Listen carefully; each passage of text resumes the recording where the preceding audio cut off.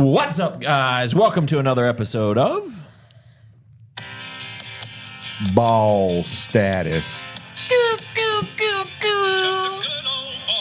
Was that good enough for you, Patrick, or are you still offended? I'm still offended. I'm just trying to get you the episode number so you know where we're at. We're on episode 45, ladies Episode 45. The crew is back in 45. town. Can we just skip right to 47 since we did 45? Oh, I see what you did there. We should do something special for 46. For Biden? Like something special. Like special ed? Yeah, like special. However you want to interpret it, special. Well, we did. We made a. we could have put Sleepy Joe here, you know? Yeah, Sleepy Joe. Yeah, Sleepy Joe. Well, with all the money we're finding now, we could probably afford to do. Can we get a little piece of that, maybe? Man, I don't know. That'd be nice. All right, guys. Today we're going to talk about. You know what? I'm just going to take a little hiatus. I'm going to just turn it over to Carl because I'm going to be honest with you. I'm a little burnt out. A little burnt out. I am burnt. My brain hurts. Can we talk about that for a minute? Sure. Let's talk about Open that. it up. Tell us. This is a place for your feelings. And this is a place of comfort. This is not a place for feelings. Well, you just put your feelings on the table. I'm offended. I'm offended. No, I'm just tired, man. I don't know if it was leg day this morning or just everything we have going on, but my brain is like on overload. It's on overload. We're seasoned. Yeah. I know it's not a bad thing. It's just I'm just tired. So in brainstorming this one, I think Carl had a great podcast idea that I think is very timely, right? For a lot of things that are going on here. So I'm just going to hand it over to Carl. Why don't you just take the show, Carl? Take the reins. Wow. God, it's all this power I'm wielding. Oh. That's like a myth coming at your butt. Bro, what? You're giving birth. That was pretty good. You giving birth to a kilo over there? That was pretty good. All right. So what to chat about today? So Pat put something on the board, and a few things that were on there made me think of a sermon that I heard this weekend, and it talked about being unoffendable. And so we started chatting about being personally offended in our life, but also when we are running the businesses in the relationships that we create within business, sometimes you can get offended doing business with other individuals, and that can ultimately filter when you become offended, which is a choice. Everyone is offensive, but it is definitely a decision to be offended by what someone does. And so when you are offended, the picture that was drawn out for us is that you are putting a plank on your fence, on your wall, and you get offended again, and you put another plank, and you get offended, and you put another plank, and before you know it, the offense has led to building a fence, and you now see your business through that, your relationships through that, your personal relationships through something that is blocking a view. And what's coming and what's going is being filtered, and that can create long-term disruptions within business relationships. It can end relationships. And so I thought that was a really good topic for us to break down, and because I've definitely have fallen victim to that of like, I am offended by you changing the price of the protein. So I'm going to nix a $40,000 account because you offended me. Oh, I remember that conversation. Carl's like, yeah, I just got rid of brand X, Y, and Z. I was like, Carl, don't they sell, decently well in our store? And he's like, yeah, they're. I was like, can you run a report, please? And they were like in our top 10 or something like that. I was like, yeah, you probably want to call that rep back and have another conversation. Yeah, I was definitely humbled. That was pre-Jesus, though, Carl. Totally. It was. Yeah. So the idea of an offense is, it's good to define it because, like, it's not willy-nilly. Like, you can't be unoffendable. It's what you do with it, right? So an offense is a law or a rule broken, right? Or it's an offense is that you're either annoyed or have a resentment over it, right? And so most of the time, everyone, let's say, for instance, let's take it out. We're not going to talk about the offense of breaking the law. But there becomes these rules and these codes of conduct among you with your spouse, you with your children, you with your best buddy, your training partner, or your business partners or business liaisons that you work with. And the rule is that I'm pro you, right? Until you're not. Until you're not, which always leads me back to my thing that people get really upset when I say, but 30 years of doing what I do, it's just proven true. People are not loyal to me. They're loyal to their need of me. And when their needs change, so do their loyalties. And I've just seen it proven. And my best buddies get offended when I say that. And I'm like, well, time will tell. So there's this rule that I am pro you, and I am pro for what we're doing. I'm pro for the recipe of our love. I'm pro for the recipe of our brand. I'm pro for the recipe of how we're working out. And the breach of the rule is until I'm not pro, or I have a different thought, or I'm just totally against it. And then the offense happens. And what do you do once there is? Do you let it go to an annoyance? Do you let it go to a resentment? Do you learn something about yourself that you are easily offendable? Like that's that's been my whole thing about the woke generation, is everybody's offended if you just don't say it right.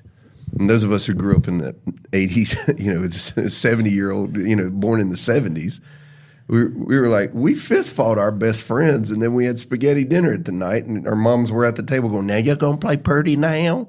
And so, it was the whole idea. I'm offended living in Iredell County, with that accent. I'm offended every time you try to say Iredell County. Iredell County? Yeah. So I think it's not the point of not being offended.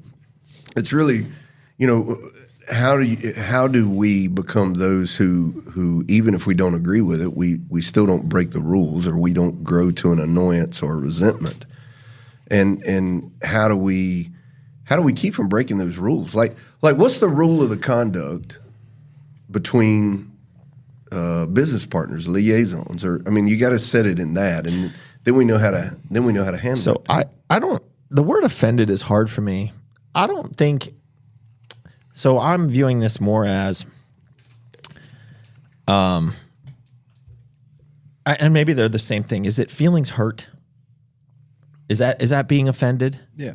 Yeah. I mean, and it's. I don't think I'm easily offended. I think I'm more hurt, but when I know things that. If somebody says something offensive, but it is true, that is a truth, and I don't think I get too offended by that. But I think when there's things that are said that are just not true, is more when I take offense to it.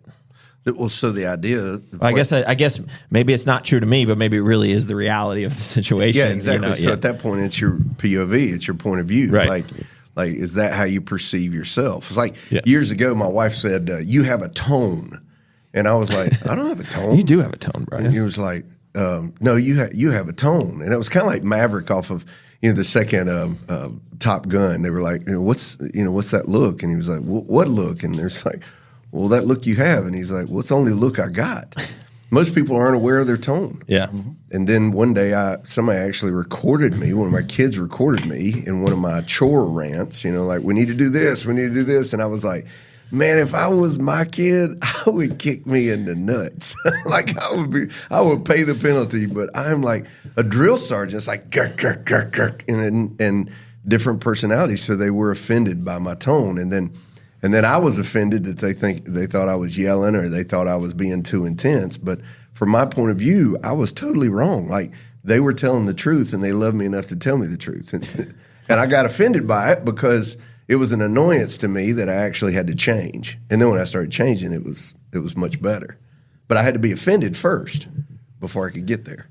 So why do you get offended by certain people? So I reposted a story that I think it was it Sal Frisella who said, he made a post, and I don't know, you always wonder what other people are going through at any point in time, but it was just like, he's like, I very much, this was like my point of view, I very much, people say they don't care what people think, but I do care what people think. But I really try to make it only about the people that are important to me, what they think.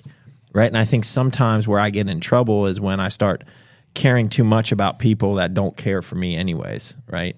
And being that people pleaser and, you know, wanting everyone to like you. Well, it's very clear that everyone's going to have people in life that just don't like you. And I think realizing that you do care what people think, but you really got to keep that to the circle of people that matter, right? Your family, your friends, your business partners, your people you work with, that smaller group. If it's just some random gibberish out there, you can't control that. You'll never be able to control that. And if you think you can control it, then you're gonna have a lot of issues trying to control that. Well, that's definitely a big takeaway there, is that you cannot control, you know, and I can speak to that, right? And so overall, what did speak to me, and we've kind of asked this, but how do you taper, throttle back that I'm offended response, is you lower your expectation. The lower your expectation, the less likely you are to be offended. And then that brings in the dynamic of, we have a friend expectation, I have an employee expectation, and then when you kind of blend the lines, like, we're really great friends. So I guess give an example. Work. So say, all right, so we're business colleagues, right? So we're going back and forth on a project. And so in that discussion, are you saying, I'm going to lower my expectations towards this business conversation, that I might say something that you might disagree with, but so you're saying you're lowering your expectation. I'm trying to understand. So basically, like with my employees, you know, I can speak to that because there's a lot of different relationships we have. There's different dynamics, right? You know, and like, I know I can behave around you in the off times, and I know that when we go to work, like, it's a different attitude that we have, right? Like, hey, we're here to get work done, and there's things that I know I can expect from you that I can't expect from somebody else. And at the same time, when we go and we play, we have our downtime, I know that I can say things to you in a comfortable setting that I can't say to somebody else, right? And so we've learned that the hard way, right? so, dude, I just want to rip the Band-Aid off here. But so, in speaking of, I'm the boss. I have 12 individuals that I am in charge of, so to speak. I have to have an expectation of them that is different than my expectation of my CSR, and it's not the same expectation for those 12 that I have for you. And it's because of the relationship that I have with you. And it doesn't make anything right or wrong. It's just understanding the dynamic. And this has been something very difficult for me, and Amy has addressed this with me, is that over the years, in the kind of company we want to have, where we're not just this, hey, send me this email, send me this report, this is corporate, this is the SOP, this is our handbook, where we have this more laid-back company, but we're still surrounding ourselves with people who have this amazing work ethic that don't need to be micromanaged. And I haven't experienced that. I have experienced corporate, but I haven't experienced that other side. But I have experienced that to a certain degree with you guys, and not necessarily you, because I haven't work with you. But I know when it's time to flip the switch and we're doing this, and I know when I can flip the switch and we're going to go over here and we're going to play like best friends and we're not work friends. And that dynamic has a set of expectations that I can't have with those. And if I had those expectations, which I have had with those 12 throughout the years, and the 12 has changed, I get offended because I take it personal that they didn't meet an expectation. And then that Carl wanted to play, and they didn't want to play with you, Carl. And you get offended. That's right. I mean, yes. in a way, yes. Yeah. Well, I'm stuck on that right there. So maybe not an expectation, but it's almost like a guard, right? Like that I'm not going to take anything that comes out of this conversation personal, and that's what I struggle with, because I can be easily offended because for some reason there's a nerve struck in me that this is personal. And it can happen on a day-to-day basis here. And I think you're very much the same way, right? Like I'll come to you with something and you go right into defense mode, and it's like, hold on, dude, like I'm just bringing up a topic. And so like I think, and when you think about how often you get into a defense mode, you actually think about like, wait, I'm getting offended because I am going into defense. And so I think that's the thing. Yeah, and I think it goes back to the point of view, right? It's because it's just like, well, that's not at all what I meant or how my action was supposed to be taken, and that's the way you took it. Like I'm offended, and I think that's when I said I wasn't easily offended, but in this way, I certainly am. It's just like, whoa. There was definitely a miscommunication there because so I'll get defensive in the sense of, that is not what I meant at all. Like at all, that we're not even in the same universe, and then I get offended that somebody thought a certain way because I thought differently. Yeah. It goes back to the point of view. So yeah, and so if you have that point of view, I think the power of relationship is the playground to eradicate. To be unoffendable, you have to have rejection gone in a relationship. Let's say, for instance, I hire you as my coach. Okay, I'm gonna go into the Doug Miller brand. Yeah. Right? And immediately, you look at my workout, you look at my diet, you look at all this, right? You're about to cry. If I have rejection, like I'm afraid of what you're going to say, like I'm going to spend the entire time with the program we have questioning you, right? But if I have the point of view that I just hired you, or let's just say, for instance, you just say, hey, Brian, I'm going to help you out. And you're like, I believe that you have my best interest in mind, then I can lower my rejection rating, and everything you say to me, then I take it in the process of you are pro me. So let's say, for instance, you're like, hey, Brian, you look a little fluffy. Or you are like, hey, we need to change this up. It looks like you're not responding to that. Or, we need to change our workouts up. If I'm waiting to either impress you or either like, man, he's going to tell me I'm doing a great job, and I'm not because you're not going to blow smoke, then I'm going to be like, oh my God. Well, that was some marriage advice you gave in a certain setting. Remember? Like just about one of the things, I don't know, where was that? Was that like a marriage group we were in? It was in a marriage group. And one of the discussions was just like, don't be offended by your spouse. Yeah. Like don't always think of when they say something to you, and this was actually helpful because like we found ourselves doing it. Steph and I, we'd be like she'll say something, I'll get all like worked up, like what? And she's like, I was just asking a question. Wasn't like questioning or thought you were doing anything wrong or anything. I was just, and then I'm just okay. Yeah, okay. It's the idea of refuse to be easily offended. That's a covenant. Like I refuse to be easily offended. Like or also the way I thought about it is don't always think that your spouse has the best intent in mind for you. Yeah, so it's just the same way, right? And which is the point. It's the context. Right. Next to Jesus, my spouse should be my most trusted voice in my life. Yeah. Amen. Right.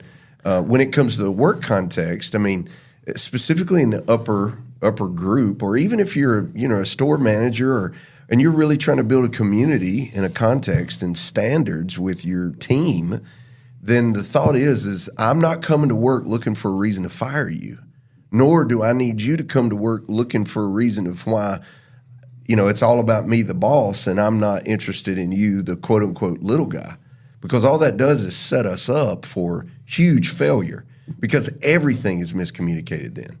Like if you come in as Carl and you do the dust test, and you just roll through to do the dust test. If I'm anticipating a butt chewing, I'm already ready for a fight. I'm already to show you everything that I've ever done. But if I know you are pro me and it's in the context of making our gym or our store the best, and you come in and do the dust test, you're going to ring me up, but at least then I know you care. Yeah. So I think that also points to like the presentation, right, of the person that. So if let's just say it's an employee to an employer relationship, right, and where there is an authority or power to that position.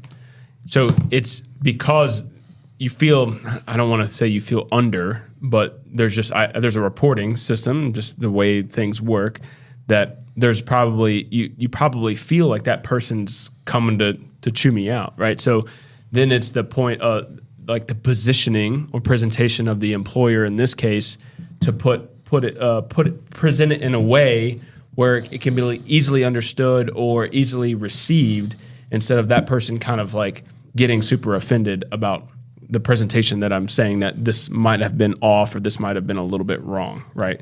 So because I've done this before, I just walk. I remember Johnny at Dulles Nutrition. He's like, man, I don't F with Pat, man, because I'd walk in there and just be hot, and I just say this is wrong and this is wrong, and he just.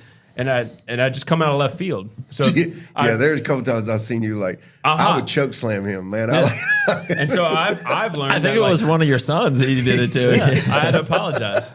Not being extra cool. But now, okay, let's take that context and let's say, for instance, we're in the war room, like so we're in a pivotal meeting. And we are in a redefining moment, or we're in a hey, this is brass tacks. We got to make this work. At that point, you got to know we're going to walk into this room and we're probably in one, if we didn't have the right point of view, we're going to nitpick everything. We're going to dust test everything. We're going to look at everybody's line items. We're going to look at everybody's budget. We're going to look at everybody's SKU. We're going to look at it all. And we're going to work on it. And if you are easily offended, you will hate those meetings. But if you see those meetings as, here's where I'm weak, here's where I'm strong, here's where I missed the boat, here's where I'm right on target, then that meeting shifts to the point to where, oh, I love war room meetings because guess what? It makes me stronger. Does that make sense? Totally. And it goes back to your point of view. You know, and this is where I think in upper management we have to be aware of our younger guys, knowing why we're doing what we're doing. Like, for instance, I got one of my employees texting me right now because while I put them on salary, I still require them to fill out their time card. Well, I just got a time card that was incomplete. Well, they don't understand my point of view. My point of view is that there will be a paper trail, a track record for the first year of them doing this to show really how long it takes to do this job, and I'll know the cost of doing business. Right now, they're texting me, blowing up, worried about having offended me, and I don't have time to talk to them right now. And this is where I just text them, trust me, there's a method to my madness. Now, what am I banking on? I'm banking on the fact that they felt safe to come work for me, serve with me as we're doing work, but there's still business involved. And as a leader, I have to do that. So how long have you been in this position? 8 years. And so in this particular. For the viewers that are just chiming in for the very first time because they have not clicked that subscribe button, what do you do? So I'm a pastor. I've been a minister of the gospel for over 30 years. I've traveled and preached worldwide for almost all those 30. I was a youth pastor for 12 years, an outreach pastor. I went back out on the road. I built a $4.6 million recycling facility and ran it with 18 employees, and then as an extension of a larger trash company. And then I became pastor of a local church here and have seen God do extraordinary things. All right. So gives you some context. Has the way you've led with information changed over that time? Meaning in the beginning you gave a little less, and now you find yourself giving a whole lot more as the why I need you to do something? Or have you always given the same amount of time to the why? Some of it has grown. Others of it is because we've grown so much, maybe the substructure wasn't there to be able to offer that. Sometimes people don't get things the first time. And so I have to be patient enough and not offended by the fact that to be first, I have to be last. And so I have to go back through and coach them again. And I have to not be offended that they didn't understand the way I communicated the first time. So I have to go back around and figure out their personality and how I can communicate from their point of view to where they can understand the keys that make them successful. So they know I hired you because I believe in you. Does that make sense? No, because it's But sometimes if you don't give enough information, people just make some junk up. Yeah. And that's hard because once they make stuff up, they start chattering. And I hate drama. I do not deal well with drama at all. And so you learn, like let's say for instance, years ago when we'd do a business meeting, I would just have the PowerPoint up, or we would have things that we would just present. you want to talk about some chaos. So then I started writing a narrative and basically helping people see the need, the point of contention, see the whole narrative of how we've thought through this. And business meetings are so smooth because why? They're invited into the process. And then I don't have to worry about so much chatter and the drama. And that's tough. I don't care where you're at. Once you find out somebody that you thought believed in you and you believed in them talks about you behind your back, wouldn't know what that's like. that's tough. And Well, let me. I think this is a good segue because, recently, that exact same thing, happened to me, and my general demeanor, and I'm going to try to share a couple things that I've found has been helpful when you are feeling offended or your feelings get hurt. I think a couple things that I've learned in the recent time that has helped me. Generally my instinct is to immediately either try to fix if there was a wrong or fight if there was a oh, you're coming at me? Let me burn this mofo down. I was That's because you have male genitalia, brother. Yeah, and and it's either to fix, oh well, that was just, let me do the right thing, fix it, or it's just oh, that's what you said or that's what you did? Oh, you haven't seen nothing yet. I have so much, dirt, X, Y, Z, whatever. And so that's just my general human nature, my genitalia, I guess. That's a masculine nature for sure. My testicles. by the way, Liberty Balls. tried Liberty Balls today. Oh wait. Oh, what else we got here? No. There we go. Oh, yeah, Liberty Balls. Available now. But I think the first thing that I would recommend when you're having that feeling is get a good group of men or women that you can trust to have an honest conversation and help digest it together. And I will say that you have to keep that circle tight. And I have fallen for, even when my very insightful wife, might have different feelings, I have had a chance to spread my circle too wide, right? If that makes sense. Oh, yeah. And because generally I'm thinking everyone's a saint and oh, good dude, good whoever, circle of trust, let's keep that tight. But I found having a core group, and I'll be honest, this is my group here, right? And having those core people to be able to literally just talk and vent, right? It's much easier. I'll show you guys how pissed I'm at, and I can show you or say things to you that, are the truth that would suck, for the other person. But that's fine for us to air between a very tight group. You're all but 8, right? You're a tight group. So I think that's the first thing that helps you process, that helps you vent. And then really, I think the next thing is you got to give it time, because I literally had this conversation with Stephanie last night. I was like within the last 10 days, the amount of stuff, I was pretty pissed and pretty offended by certain things that were said that were just blatantly just false and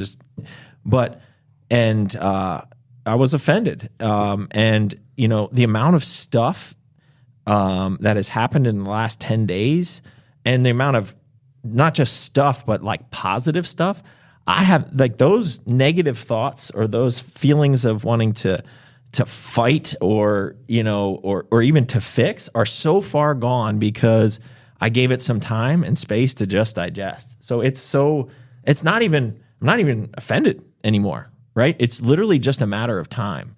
So, and then I think the other thing that I wrote down here in my notes is, even if you're tempted to respond in a negative way by being offensive back, I think there's real value to having an extra level of maturity that it is really hard to do, right? It's like your ego, but it's really hard to do. And I think it will reflect much better on you if you maintain that level of, decorum or respect just for people in general. Grace. That level of grace, right? And so instead of maybe cursing your enemy, maybe pray for your enemy. Amen. So, it's really, instead of trying to fix or fight, it's finding the group of people to talk it out. Those are the people that you can vent to. Those are the people that you can show your anger to, in the very short term when you just need to process. And then it's give it some time to settle in. And then when you do have a chance to respond, or maybe there's certain people that you do need to have a conversation with, it should be done with grace and not just defamatory stuff that would, offend maybe somebody else, right? So it's kind of like, it's not paying it forward. It is kind of stopping the trail of bullshit. Excuse my French.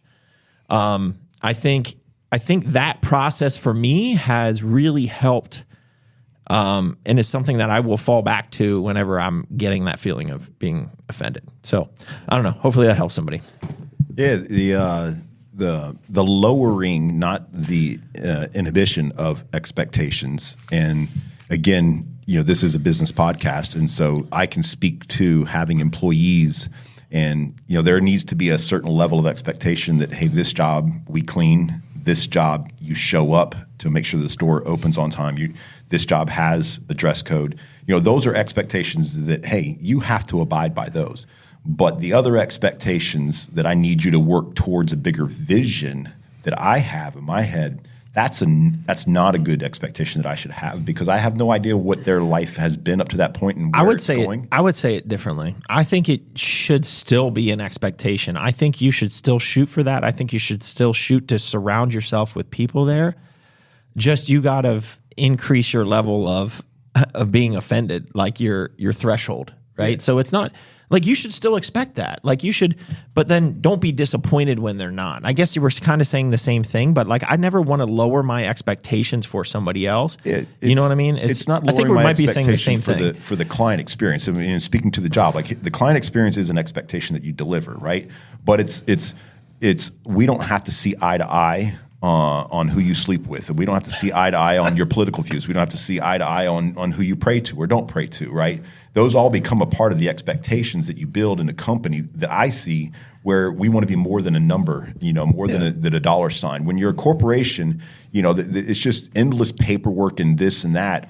But the company that we have always tried to build, there's a set of expectations that goes past that, because I want a connection with you. I want a relationship with you. And when you end up leaving, it hurts me, because I didn't see you as your employee 562 and you make $12 an hour, right? I didn't see you that way, but I understand. And maybe this is just because I've been doing this for so long that it's just like, this isn't everybody's path, forever. And I want to make sure that they have a great time. And part of that is that if I keep building up this fence because I keep getting offended, then when the new person comes on board, I interact with them through that fence. And that's bad, right? I kind of always do it like this. Number one, I expect you to be an adult.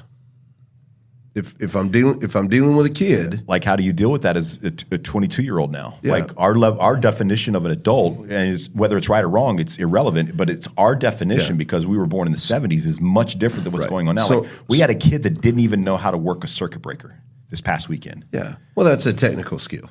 But I'm just saying, like my expectation for you to be an adult, like he didn't even know how to do. Yeah. Right. And when we opened up the box, right? A circuit breaker is different than a light switch. I'm just saying, like, it's different. Like, open it up. It's like, are all the switches pointing the same way? Yes. I was like, FaceTime. I say, you see that one right there that's got the big red, like, yeah, that's not pointing the same way as all the red. And I'm much different conversation because I want to ring the neck, but that's what's going on in my head. It's like Wile E. Coyote over here. Like, why don't you understand that? Right. I'm gonna get there in just a second. So an adult should be well dressed or appropriately dressed for the responsibility.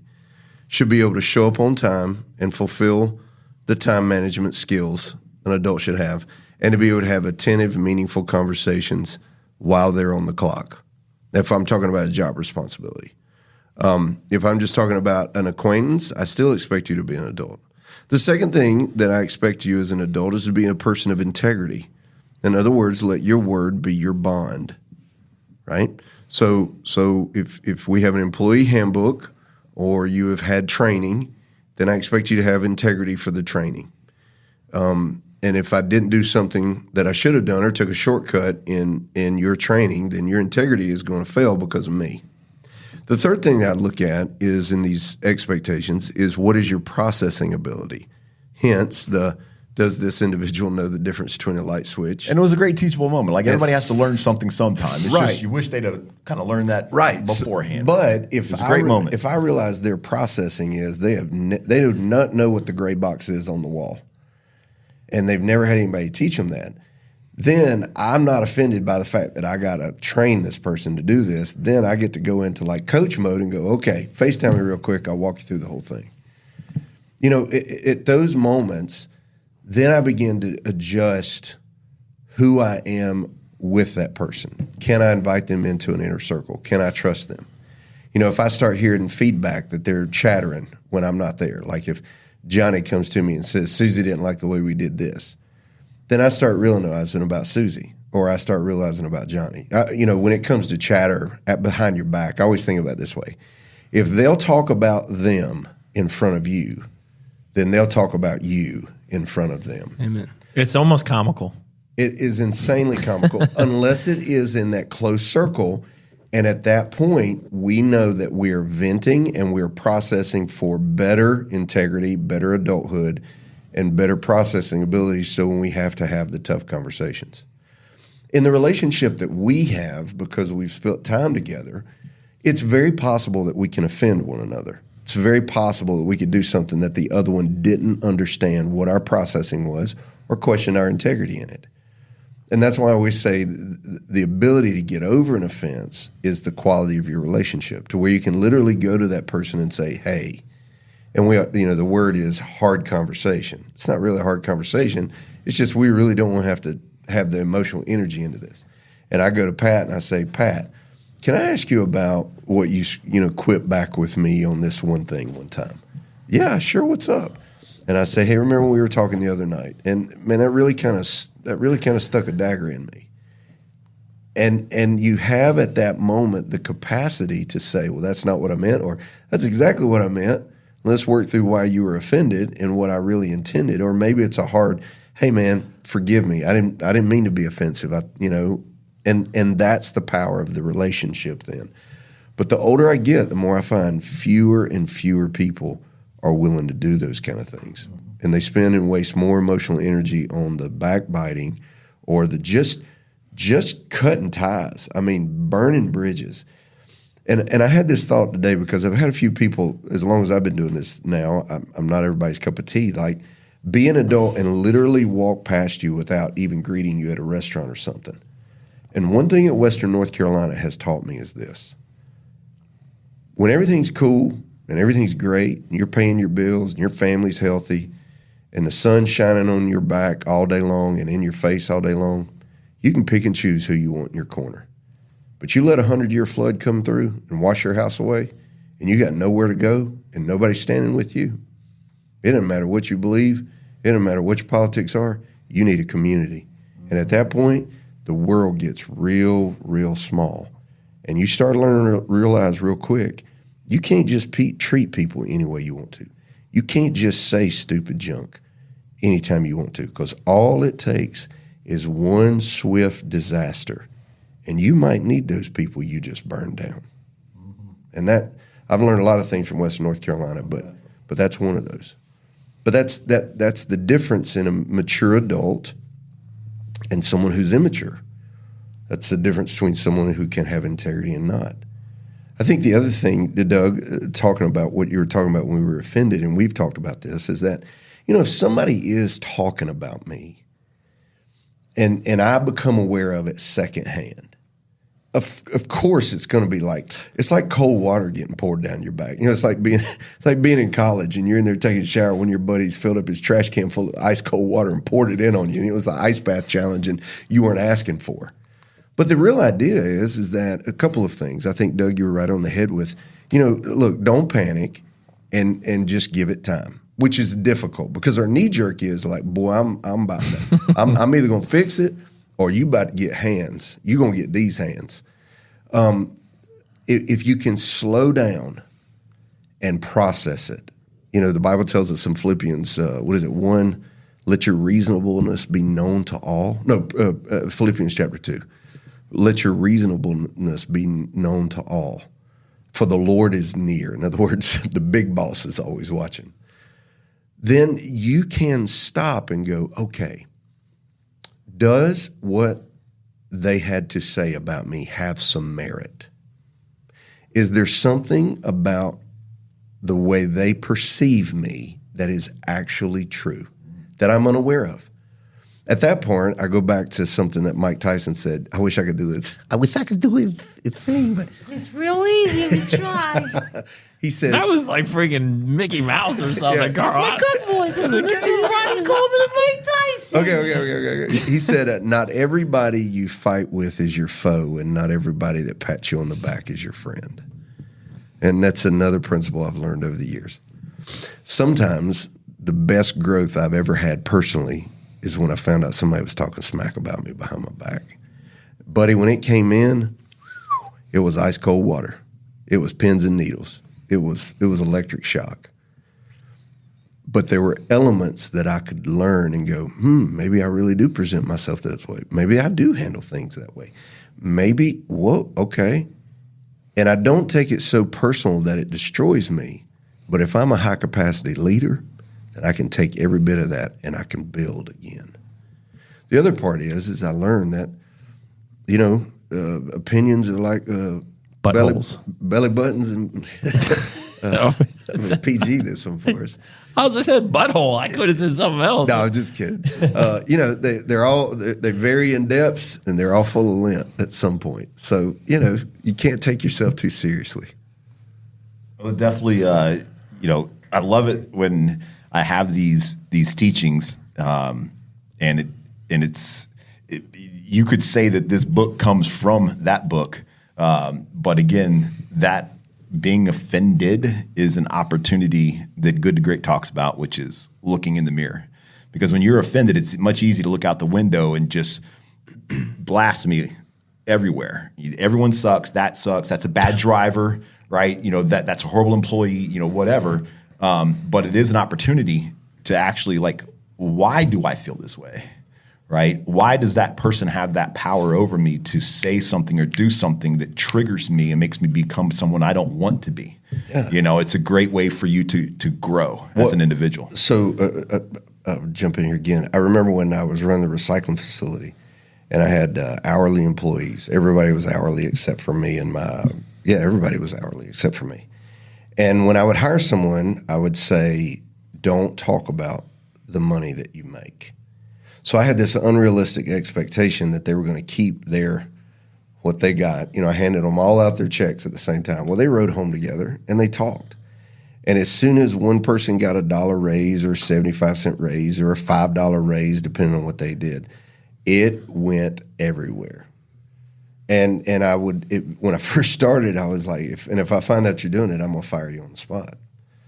And what I found out real quick is that it was an unrealistic expectation because if I fired everybody on the spot, but I was greatly offended by that because it was my job to give you a job and it was my job to sacrifice from myself, quote unquote, my mindset to allow you to make this amount of money. It was your job to be an adult, have integrity, and process the fact that what I pay you is what I pay you. And if you start blabbing, you're going to create drama. But they didn't care because why? From their processing, who here is making more money? Who here is driving the better car? Who here has more vacation? Who here does Brian show more attention to? Who's he laughing with and who's he chewing butts out? Does that make sense? And that's where, again, I had to let that expectation go and just realize everybody's got to make money. And every job has a cap to how much money it's going to make, depending on how much money it brings in. And if people don't like that, then I just got to know at some point they're going to get another offer. I'm not saying it's better, but they're going to get another offer.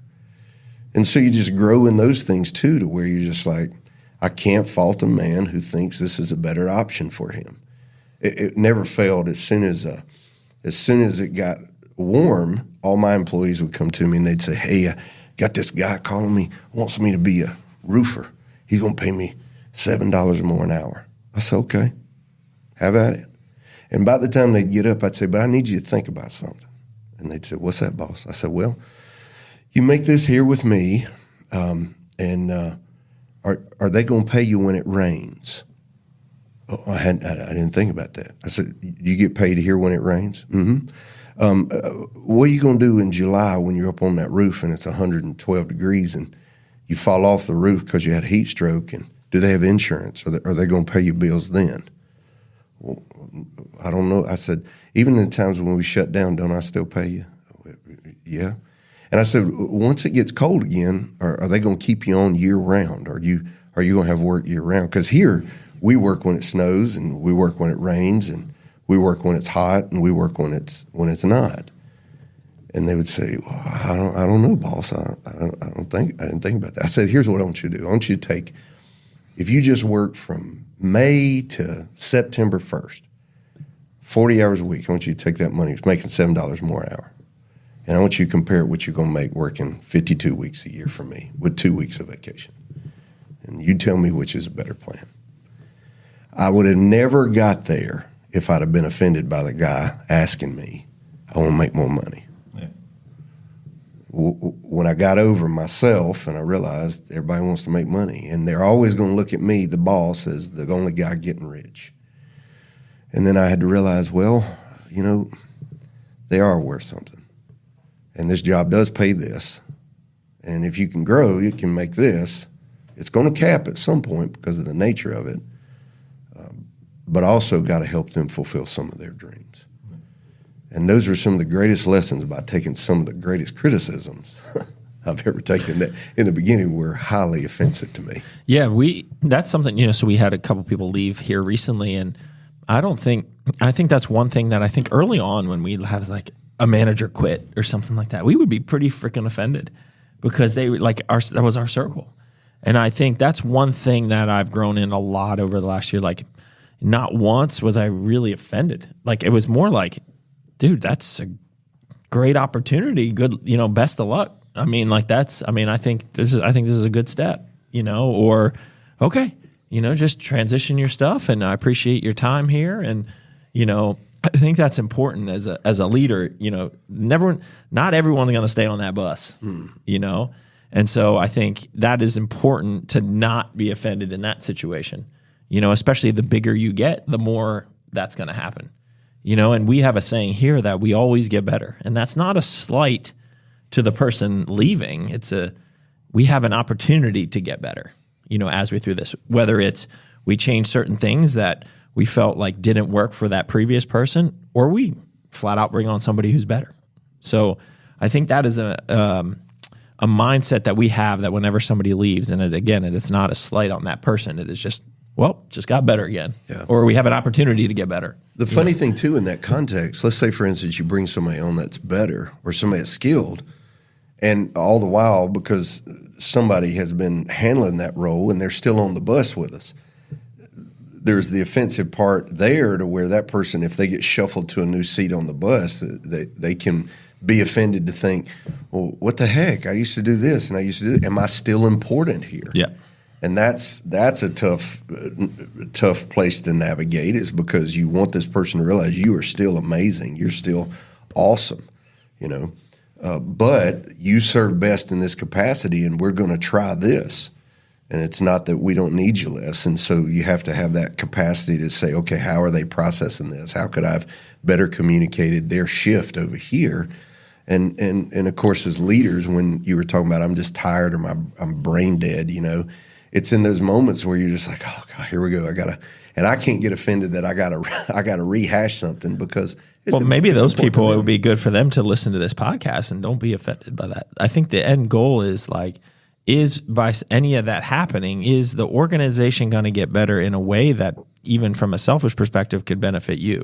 If you really go back and look at that, or if is there any reason to give you worry, then it's very reason, maybe not be offended, but then I think you need to have a conversation with your superior to figure out, like, hey, is my job on the line? It's not an offense, but you should ask that question. Yeah. But at the same time, it's just like you got to step back. And I feel like we try to empower everyone to be a leader, and because everybody can be a leader, so we want people to think bigger than just their role. So like by making a lateral change or something like that, I think, people that aren't a senior leader need to think like, overall, is this going to be a better move for the company? If so, then they're going to win.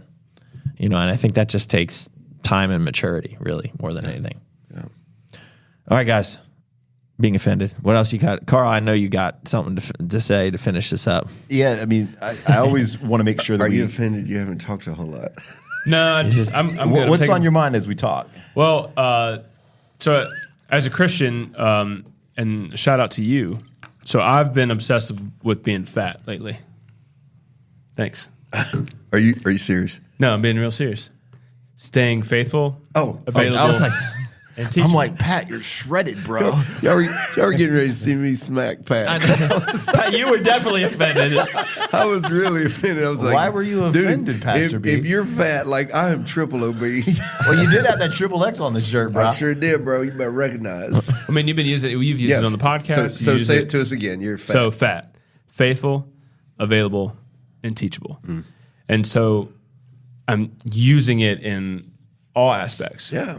Mostly in harder times or in maybe a situation like this where you come to realize you've gotten offended or somebody's talked bad about you or whatever it is. Okay, if I can go home and pray to my Lord and be faithful and know that I'm doing the things that I need to be doing on a daily basis to be right with God, okay, then that takes that pressure off. Then like that offense, being offended by that person talking bad about me, and it's whatever, right?